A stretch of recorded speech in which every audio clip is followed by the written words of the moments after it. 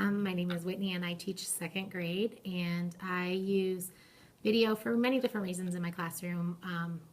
One, I use it to maybe introduce some units we might be doing in the classroom, whether I am looking for the kids to stir up their background knowledge or finding ways that they can, get some new vocabulary before we start a unit. I also like to use it as a tie together in the end if I find a video that really works well.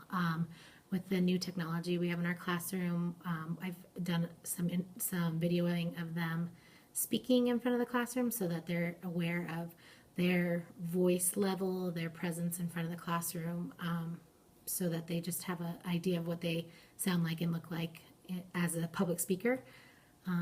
That's pretty much how I use video in my classroom. Well, videos, kids, when you say video, they just get excited. So right there you have their engagement. But for me as a teacher, I think that some things that come out in my mind is that our grade level has the study of Western expansion, and we watch Little House on the Prairie, a movie, an older version, very long, but we watch it in very small increments, maybe 10 minutes, maybe 15, the most probably 20 at a time, but we stop and talk.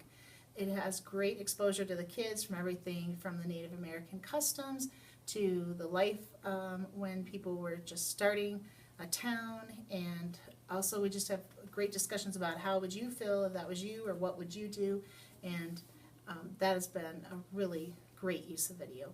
Another good use of video that I thought of was just if you read a book and then if there's just a little video, a little snippet, maybe 10, 15 of where they did a video, made a little production of it, and we compare, and they can put together the compare and contrast piece and talk about it. And interesting enough, usually the book is always better than the video.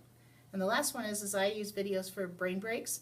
There's a lot of different ones out there, and luckily there's a lot accessible that are free and quite current. Just recently I found one with a happy song and the Lego song and what does the fox say, and the kids enjoy moving and just following the motions, and they're all together. I'm Deanna Franklin. I'm the music specialist at Bowder Elementary, and I'd like to tell you how I use technology in my classroom. One of the primary ways I use technology in 4th and 5th grade, we're studying the wonders of the world and the countries in which they're found. So I use short National Geographic or travel videos that show the children where the country's located, what the people look like, and what their culture is like, and then what the wonder of the world is like as well. So I use videos a lot in that way. I also use videos when I teach guitar, so that if we're singing a song, for instance, yesterday by Harry Belafonte, I put Harry Belafonte on and show how he sang his song, and we talk about his stylistic approach to that piece of music, and that helps the children to more fully understand the style that we're looking for when we play it ourselves.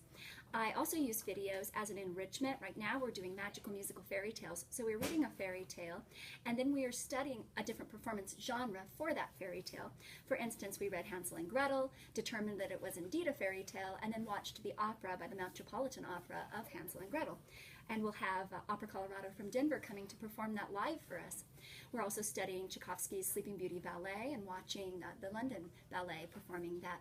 So I use videos to enrich children so that they can see performance genres that they might not be accessing in their regular lives. Their parents may not take them to the opera and the ballet and things like that. So especially in a Title I school, I find that to be a very valuable resource. One other way that technology is really important to me is as an assessment tool. So when I'm assessing children in their performance-based skills, I videotape them so that then later at my leisure I can start and stop the video and grade children in their performance. And I also use it for children to self-assess their own performance skills. So we videotape ourselves, then we watch ourselves, and we can see that we are or are not meeting our learning target in our performance areas.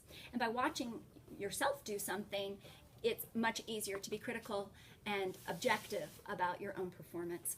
So it's a great performance assessment tool. So technology is a really valuable resource for me in the music classroom, and I think that it can be an asset to anybody as long as it's used in an appropriate way. Okay, how do I use video in the classroom?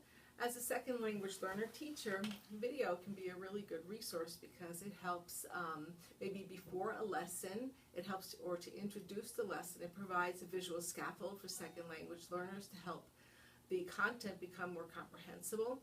It helps students make connections. Oftentimes, videos might have arrows and diagrams and labels, almost like captions from a book. But because someone's telling them and they're not reading it, it helps them understand it more easily. And after a lesson, a video can be a really handy thing with second language learners because it helps to conceptualize their learning. It's a good recap for them, and it helps to clarify their thoughts. Okay. I like to use video in the classroom for a variety of reasons. I think that it can be very engaging for students. Some of the ways I've used it is if we've read a book in class, sometimes we'll watch a movie that of the same title, and then we'll compare and contrast the two different presentations. We sometimes will watch something and then work on making text-media connections. I like to sometimes tape the students and gives them a chance to see themselves and to rate themselves so that they can do some thinking about how they're presenting, and if we're doing a practice session, then they can become a stronger presenter before they present to their real or their live audience. I use it sometimes as a learning station, a little bit like a flipped classroom where they have to watch certain things and respond on their own or be ready for a project before we start it. I think that they're very visual and they give students real-world examples, and they're also a chance for students sometimes to see things as a primary source. They might see someone presenting something, they might be able to see actual footage of an event, and that can be very engaging for them as well.